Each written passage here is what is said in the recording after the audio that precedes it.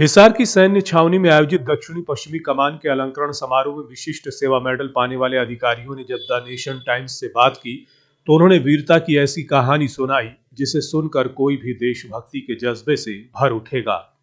जय हिंद। मेरा नाम कैप्टन अरविंद चंद है। मैं अपनी रेजिमेंट पैराशूट रेजिमेंट के साथ कश्मीर वैली में पोस्टेड था, जहाँ पे एक दिन मुझे खबर मिली कि एक घर में टेररिस्ट छुपे हुए हैं। मैंने अपनी टीम के साथ उस घर का घेराव किया और उस घर को सर्वेलेंस के अंडर रखा। सस्पिशियस एक्टिविटी जैसे ही हमें दिखी, हमने उस घर की तरफ अप्रोच किया। इस दौरान टेररिस्ट ने हमारे ऊपर फायर किया, लेकिन हम लोगों ने क्रॉल करते हुए घर तक पहुँचे और टेररिस्ट को एक्यूरेट फायर से न्यूट्रलाइज़ किया। इसी कार्य के लिए मुझे आज सेना मेडल से नवाजा गया है। जय हिंद। मेरी रेजिमेंट यही है। 2022 में मैं कश्मीर में पोस्टेड था अपनी राष्ट्रीय राइफल्स बटालियन के अंदर। मेरी राष्ट्रीय राइफल्स बटालियन नॉर्थ कश्मीर के अंदर थी। हमारे एरिया के अंदर काफ़ी ज़्यादा टेररिज्म था, क्योंकि बॉर्डर भी हमसे बहुत ज़्यादा दूर नहीं था। 31 अगस्त 2022 को मेरे खुद के ह्यूमन इंटेलिजेंस नेटवर्क से मुझे खबर मिली 2 मिलिटेंटों की। ये 2 टेररिस्ट मेरे एक AOR के एक गांव के अंदर, एक घर के अंदर छुपे हुए थे और इनका एक दिन बाद निकलने का इरादा था।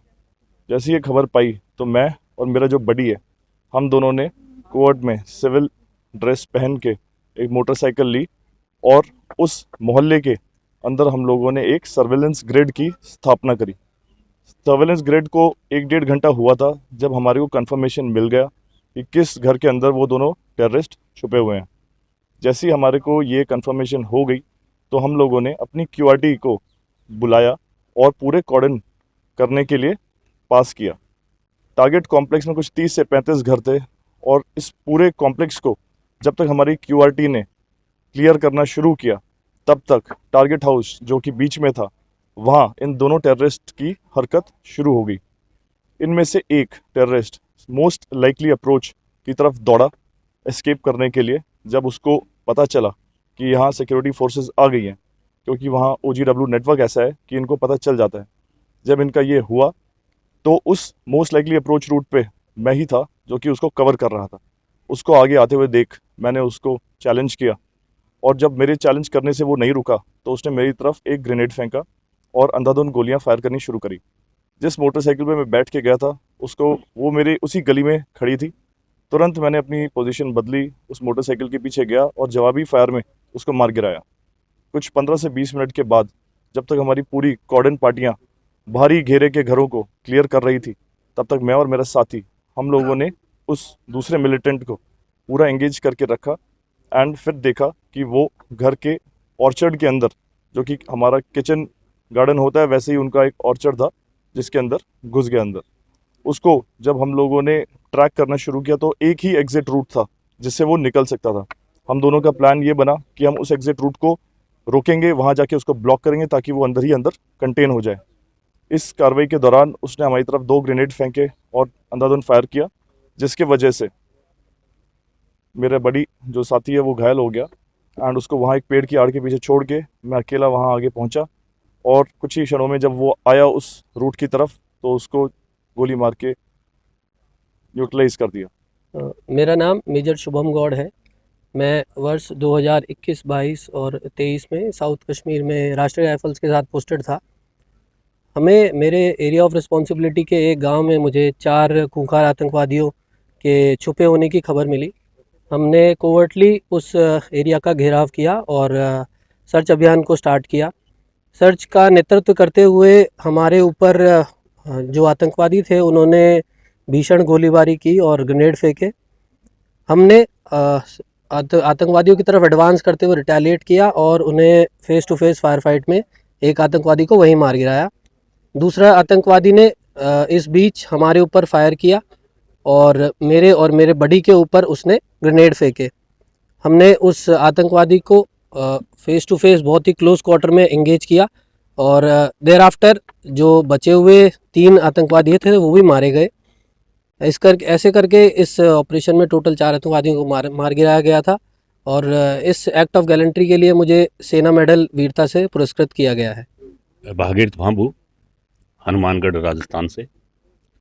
शहीद मेजर विकास भांबू मेरा इकलौता बेटा था, जो भारत चाइना बॉर्डर पर सर्विस लेंस अपनी ड्यूटी कर रहा था। वहाँ दुर्गम क्षेत्र में जो है ज़मीन के ऊपर से जो सुरक्षा व्यवस्था है तो उसको देखने में दिक्कत रहती है, इसलिए उस क्षेत्र में उसको हेलीकॉप्टर से जो है सर्विस लाइन्स की ड्यूटी दी गई थी।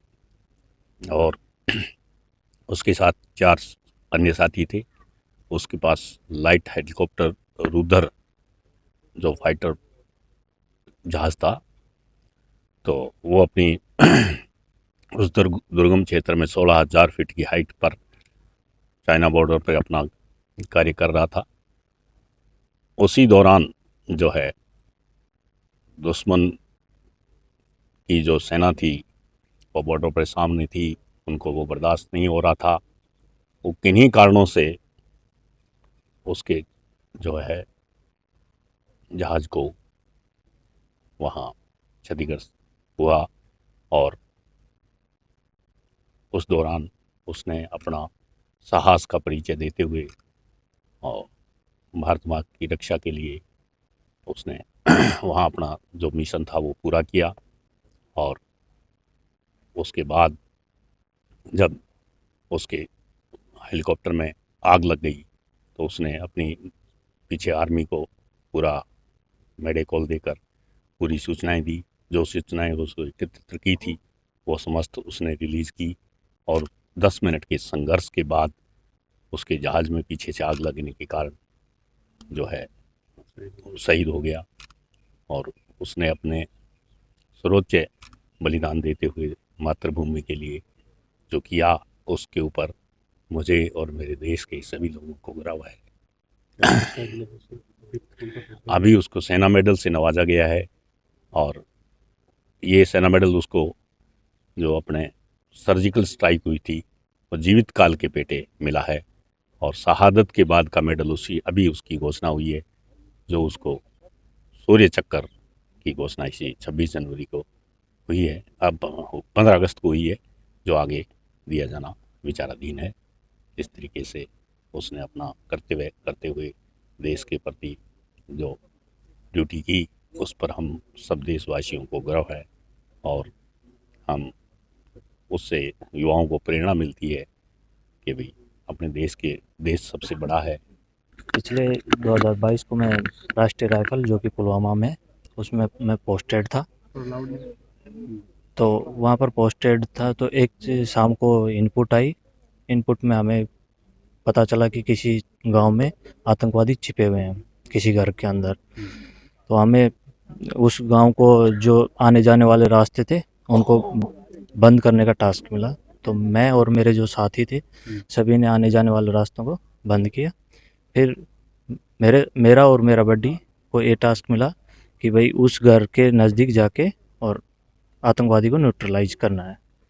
जैसे हम आगे बढ़े तो मेरे साथ जो पार्टी थी उस पार्टी ने मुझे कवरिंग फायर देते हुए मैं रेंगते हुए आगे घर के नज़दीक गया और आतंकवादी को न्यूट्रलाइज किया। न्यूट्रलाइज करने के बाद में इसी कार्यकुशल की वजह से आज मुझे भारतीय सेना ने सेना मेडल से नवाजा है। इस समारोह में मुख्य अतिथि के तौर पर शामिल हुए general officer commanding in chief lieutenant general Dheeraj Seth ने बताया कि भारतीय सेना हर मोर्चे पर अपनी वीरता का परिचय देती हुई नजर आती है, वह चाहे आतंकी गतिविधियां हों या फिर देश की सरहदों का मोर्चा हो। देश के अंदर भी आपात स्थिति में सेना अपना फर्ज बाखूबी निभाती है। आज हम लोग यहाँ हिसार मिलिट्री स्टेशन में मौजूद हैं और हिसार हरियाणा प्रदेश में स्थित है। और जहाँ तक हरियाणा का मानना है मेरा कि हमारे देश के जितने भी वीर योद्धाओं और वीर सैनिक बड़ी मात्रा में इस प्रदेश ने अपने हमारे देश को प्रदान किए। और मैं इसको अपना सौभाग्य समझता हूँ कि आज इस अलंकरण समारोह को का जो आयोजन हिसार यानी हरियाणा में किया गया और हमारे वीर सैनिकों को इस वीर भूमि में सम्मानित किया गया, जो कि मैं समझता हूँ बहुत ही बड़ी बात है और अपने आप को मैं ये काम करते हुए एक बहुत भाग्यशाली समझता हूँ। तो एक ये बहुत बड़ी बात है। जहाँ तक कि अलंकरण समारोह का मानना का मतलब है ये हर साल हर एक कमांड में आयोजित किया जाता है और ये सिलसिला जारी रहता है, क्योंकि जैसे कि आप लोग और मीडिया वाले सब वाकिफ हैं कि हमारे देश में हर समय कोई ना कोई कठिन मौके, ऑपरेशनल परिस्थितियां आती रहती हैं, जिसके लिए फौज को लगाया जाता है और हमारे जो सैनिक हैं अपनी फिक्र ना करते हुए देश की सेवा में जुट जाते हैं। और इन सैनिकों का सम्मान करना, इनकी वीरता से दूसरों को प्रेरित कराना, ये सब मुद्दे बन जाते हैं इस अलंकरण समारोह के लिए। तो इस अलंकरण समारोह का मेरा मानना यह है कि ओवरऑल भारतीय सेना का मनोबल बढ़ाने में ये बहुत मदद करती है। साथ ही जैसे कि आपको पता होगा, इस साल हिसार में, अगले साल कहीं और होगा। ये अलग अलग क्षेत्रों में इसलिए रखा जाता है जिससे कि उस जगह की जो स्थानीय जनता है और कार्यरत सैनिक हैं, उन सबको भी मौका मिले इस समारोह को देखने का, उससे प्रेरित होने का और महसूस कर सकें इस वीरता का जो इन सैनिकों ने कठिन इलाकों में अपनी दृढ़ता के साथ कायम किया है। तो मैं इतना ये कहना चाहूँगा कि ये एक बहुत महत्वपूर्ण इवेंट है हर एक कमांड में, और इसको बहुत जोर शोर से आयोजित किया जाता है, जैसे कि आप लोगों ने यहाँ देखा। सर, एक सवाल ये था कि जो वीर नारी हैं उनके लिए आर्मी की ओर से उनके परिवार के लिए किस तरह से क्या-क्या चीज़ें हैं जो, ताकि उनको उनसे जुड़ाव महसूस होता रहे अपने को खोने के बाद भी?